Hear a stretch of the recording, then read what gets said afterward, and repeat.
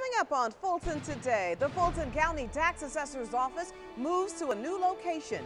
We'll tell you where they are and what's behind the move. And I'm Priscilla Ortega at Fire Station 7, where Atlanta Falcons players surprise firefighters and say thank you. I'll have the full report coming up. And a generous donation helps a Fulton County animal shelter expand its space. Fulton Today starts right now.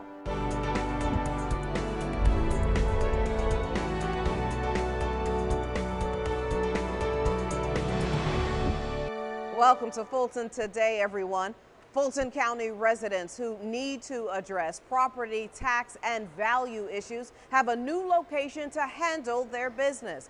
The Fulton County Tax Assessor's Office has moved from here in the Government Center to the Peachtree Center Towers. Now, Chief Appraiser David Fitzgibbons is here now to tell us what this all means. Sir, welcome to the show. Hi, Sonia. Thank you for having me. So you officially open at this new location this week, but with some limitations? We won't be fully operational on that day. We'll be unpacking and setting up, but we'll be able to handle telephone calls, emails, and walk-in at both our current location and our satellite locations and the new location. So great. The satellite offices will be operational as well. No, one of the important aspects of us being able to make this move was that we wanted to maintain a presence in all of the satellite locations where we have customer service facilities, which is on Stonewall Till Road in the south, in Sandy Springs on Roswell Road, and on Royal Drive in Alpharetta. And we still intend to maintain a small crew there to handle walk-ins, homestead applications, delivery of documents, and so forth. So we will have actually 5 locations where people can come in. We just won't have appraisers or the main staff at any of those locations, but we still hope to be able to serve the public much better in our new location, as well as maintain the presence in all of the current locations. And talk now about the parking situation and public transportation for the new location. One of the great things about our new location is that we are at 235 Peachtree Street. We'll have the MARTA station is there in Peachtree Center. It comes right into the building. People can take the MARTA right in, never have to get out of the weather, can come right into the building, up the elevator, stay warm and dry or cool and dry. And there are plenty of parking garages. There's one directly across the street on Andrew Young Boulevard. It's called the International Parking Garage. And then there's one on the corner of Andrew Young, and there are several between Andrew Young and Harris Street. So there's plenty of ample parking. There are 2 parking garages that have a covered walkway, and those are available to the public, as well as some open garages and parking lots that are around the location. And finally, David, remind everybody about the advantages of this new location. It has been well over a decade since we've been able to have all of our staff and all of our departments located together, where for our management and logistics and for our efficiency, it's going to be wonderful. We'll have the full use of the 14th floor, the 12th floor, and about 2/3 of the 11th floor. So all of our homestead services and our GIS people will be together. All of our commercial appraisers for the first time forever will be together, as well as all of our residential appraisers. Right now we are so scattered, and we've been that way for 3 years since the water intrusion event in our first floor offices here in July of 2012, that it's kind of hard to manage. We have to bring people in from the locations where we'd sent them to have meetings. So we've been a little less than efficient in a lot of those areas. So it will be more of a organizational advantage, as well as we think we'll be able to serve the public much better by having all of our departments together, having everyone be able to come to one location for anything that they need to do related to the assessor's office. So for management, from logistics, from organizational and efficiency, we are really excited about it. All right, Chief Appraiser David Fitzgibbons with the Fulton County Tax Assessor's Office. Always great to talk to you. Thank you so much for your time. Thanks for having me. Now, again, the Tax Assessor's Office is now located at 235 Peachtree Street in the Peachtree Center North Tower. It's Suite 1400. Now, the phone number and email addresses are all still the same. Calls for some needed upgrades at the Fulton County Animal Shelter have now been answered thanks to an Atlanta-based company. Anissa International has donated $40,000 to the Fulton County Animal Shelter. The donation helped fund a brand new meet and greet area and outdoor yard runs. This area will help more animals to be adopted. A lot of people already have animals at home, and it provides a nice neutral territory for them to bring their pet from home, and they can be introduced here in this area instead of having to bring their dog into a barking facility full of strange smells. So they can get a good reading to see if their pet's going to make a good match with the potential adoptee. The outdoor yard runs will give the dogs in the shelter more time outside in the fresh air, a necessity for all animals. For information on adopting or fostering an animal, you can contact the animal shelter at 404-613-0358. And in other county news, I'm Priscilla Ortega at Fire Station 7, where right behind me, Atlanta Falcons players and Freddie the Falcon are meet and greeting with firefighters to say thank you for everything they do. This is all in honor of September 11th. What started off as a normal day quickly became a star-studded event. Next thing you know, two of the Atlanta Falcons walked in the door, and everybody was ecstatic. Everybody was just going off. Atlanta Falcons players Adrian Claiborne and Ryan Schrader walked into the fire station with plenty of gifts of appreciation. We don't get much time to get out in the community and thank everybody for supporting us as fans, and it's good to get out here and see the hardworking people and give them thanks for everything they do because they're the unsung heroes in the community. We just came out to show our appreciation to the guys that come out and fight fires and first responders to accidents, and it's just so good to come out and give back. The players took pictures, autographed a flag to hang in the fire station, and brought plenty of food. It was a great day. They brought us pizza, got to meet Freddie and hang out with a bunch of people. It was awesome. The Atlanta Falcons, Ryan and Adrian, who are staunch stars on the team, have come out and set aside time from their busy schedules to show some love to the first responders, our fire department today, in commemoration of 9/11. The Atlanta Falcons players and Freddie the Falcon made two more stops, Fire Station 2 and 11, before they went back to prepare for their upcoming season. Reporting for FGTV, I'm Priscilla Ortega. thank you very much, Priscilla. Meanwhile, Fulton Justice and government partners come together to address the human trafficking issue in the county.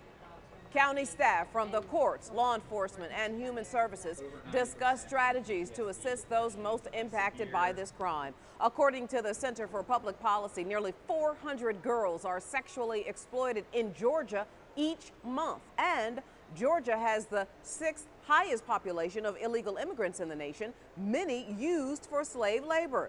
Now, this group is seeking the support of Fulton County commissioners. Commissioner Ellis and Chairman Eves want to provide a resolution in October, and so we are trying to get their input and feedback so we make sure the challenges that exist now are addressed through this resolution, so we really get to the outcomes and we are getting to a result-oriented convening or the committee that or get their commitment. Those challenges include improved policies, outreach, and technical assistance, and integrated care. The Chief Executive Officer of MARTA gives the Fulton County Board of Commissioners an update on the transit system. Keith Parker started his presentation with good news about the transit system's budget.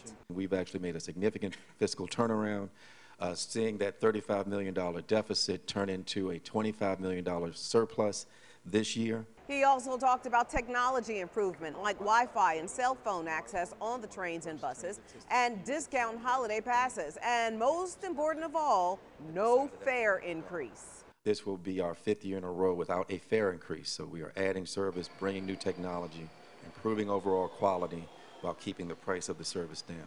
The transit system is also upgrading its fire control and tunnel ventilation systems and offering new programs and incentives to attract new riders. during a couple of week period before the Christmas holiday, we will be offering MARTA passes for about a 25% discount off the normal price. So now you can buy a monthly pass for $71, and you don't have to use it right away. You can actually buy those and hand them out as gifts for the rest of the calendar year of 2016.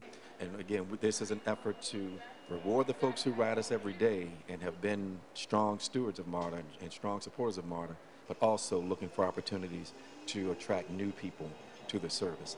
MARTA is funded with a 1% sales tax collected in Fulton and DeKalb counties. And still to come on Fulton Today, traffic safety has improved around a South Fulton High School. We'll tell you all about it in our district-by-district coverage next.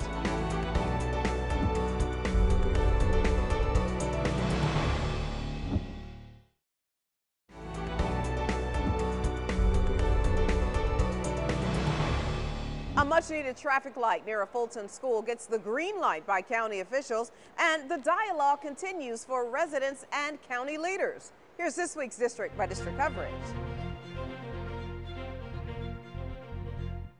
We begin with county leaders as they officially turn on the green light for a new traffic signal. Thanks to the commitment of the county's transportation team, there is a signal at the busy Union Road and Campbellton Road intersection in South Fulton. Union Road is heavily traveled as it is the road that leads to Westlake High School. Very dangerous intersection, a lot of traffic, especially trucks come up and down Campbellton Road, which is a highway. And then you have on Union Road, students and parents from Westlake High School. So it's a disaster that was lying in wait. I'm greatly encouraged by the cooperation and the collaboration that we see here today, not only between the public and private sector, but on our own team, seeing all the departments working together to benefit the community. A great day in Fulton County. We're excited about this one today, and we look forward to it helping to calm traffic and to make traffic easier for parents dropping their kids off at school in the morning and trying to get to work. Fulton's Community and Planning Zoning Division worked with the Georgia Department of Transportation and a host of other partners to complete the signal project. In District 5, Commissioner Marvin Arrington Jr. greets his constituents at the East Point Branch Library. The commissioner and a number of other county officials sat down for another District Dialogues Community Forum.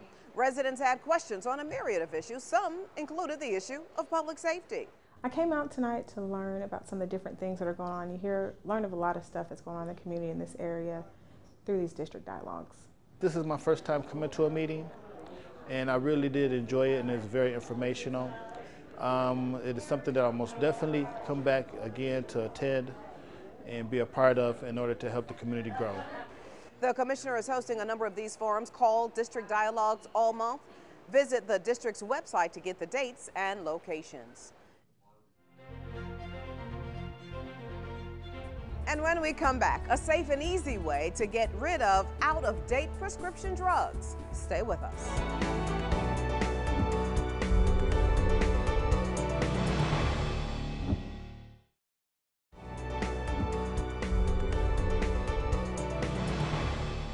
Fulton County is looking for your feedback on how it delivers services for its aging and youth populations. Now, joining me to talk about it is the new director of the Aging and Youth Department. It is Dr. John Thompson. Sir, welcome to Fulton County and welcome to Fulton Today. Hi, Shania. Thank you so much for having me today. As the new director for this department, talk to us first about some of your goals before we talk about the forums. My goals for the Aging and Youth Services Department is to ensure that we're providing the best services to the constituents, the most vulnerable individuals, citizens of the community, as well as those who are at risk. So wanting to ensure that they have access, adequate access to services. And to be able to do that, we must first have a strategic plan. And so this plan is our guiding document that would really direct the work of the agency for the next 3 to 5 years and help us to determine how we must allocate services, how we should shape policy, as well as the budget so that we can provide those services to those who are vulnerable and at risk. And now let's switch to these forums. What kind of information are you hoping to get? Well, we have 14 public forums slated to begin in the month of September and October. And the purpose of these forums is to gain input from citizens, advocates, as well as providers of services to seniors, children as well as the youth. And what we want to hear from the community is to understand what are their perspectives on what's working and what's not working. We also want to understand, based on what's not working, how can we improve those service delivery models. Also, as we look at our population, the at-risk and those who are vulnerable, we want to really target new programs, innovative models. We want to look at best practices as well as evidence-based approaches that will help us to be able to address the issues impacting our citizens. And so it is the opportunity to give us feedback and to give us the best ideas to help us to move the agency forward as we better serve the folks who need the services. And we know you've only been here a short time, but I'm sure you've heard about some of the great feedback that you already hear about some of your programs. For our seniors, transportation is a huge one, as well as our 4 multi-purpose centers. And so the idea is to be able to provide seniors with the necessary services and programs to combat social isolation, to prevent falls, to give them a nutritious meal, and also to give them therapeutic and recreational activities. Now, as we focus on our children and our youth, we have academies for them. It's an opportunity for them to gain life skills to prepare them for the workforce, as well as prepare them for higher education. And let me get your final thoughts. My final thoughts, I'd love to see as many citizens as possible to come out to our session, one of 14 sessions, and we wanted to make it convenient. We have sessions in the north part of the county, south part, as well as central Fulton County.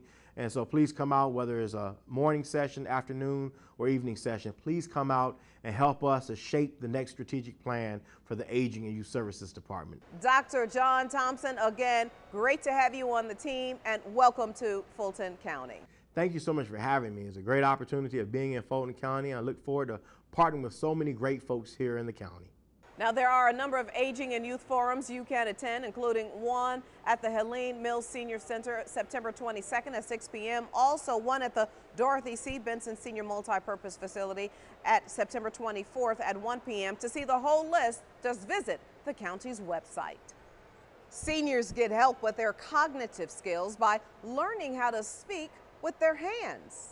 With their hands moving in unison, seniors practice the basics of sign language at the Harriet G. Darnell Senior Multipurpose Facility. The 6-week course is taught weekly around a table at the center. According to the American Sign Language University, learning ASL enriches one's cognitive processes like creative thinking and problem solving. It helps keeps the mind going, helps to help prevent Alzheimer's. It helps with dexterity of the fingers, the body, and the mind. It's a great class. I encourage everyone who's interested, and even if you're not sure if you're interested, try it. You'll find out you probably are. The course is offered regularly throughout the year. To get more information, just call the Star Line at 404-613-6000. If you have old prescription drugs in your cabinet and you don't know what to do with them, here is an idea.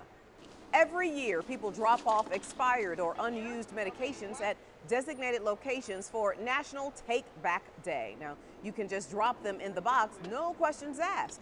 The event helps prevent prescription drugs from getting into the wrong hands, especially painkillers. Oftentimes, the first time someone tries a medication, one of these medications, it's from a friend or a relative, and it's from your neighborhood medicine cabinet. And so that's why it's extremely important for folks to take the medications as prescribed. And when they are no longer needed, it's extremely important to dispose of them properly. Now, the Fulton County Police Department will participate in this year's event.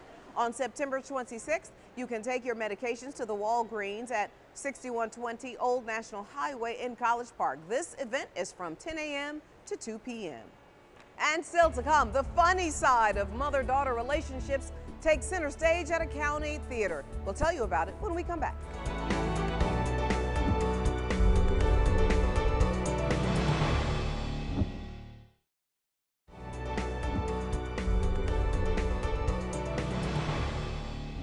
A laugh-out-loud play about a family dynamic that many people can relate to is hitting the stage. I wish I knew what lesson. The cast and crew have been rehearsing the latest production titled Jar the Floor at the Southwest Art Center. The comedy is about the complex relationships between mothers and daughters. 4 generations gather for a 90th birthday celebration, but ghosts, secrets, and a surprise guest stir up the complications. It's a hysterical comedy. I mean, some of the things that these women say on stage, it's gonna leave your mouth wide open. But also, it's very poignant and it's very touching, and so you may become emotionally connected to the stories that these women tell. Jar the Floor runs until October 4th. It's geared toward an adult audience.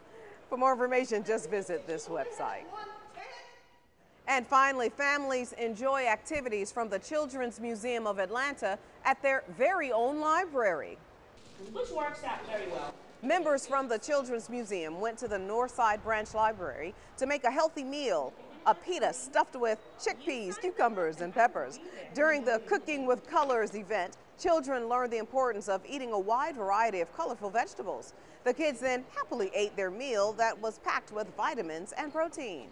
It's just one of the many partnership programs in store at the library system. Libraries have been a really wonderful partner with us for a long time now. We've bring outreach programs, on-the-go programs into libraries, and that's especially important right now since we're closed for renovations until late this year. To learn more about free children's events at the library, just go to afpls.org. A fun way to eat those peas.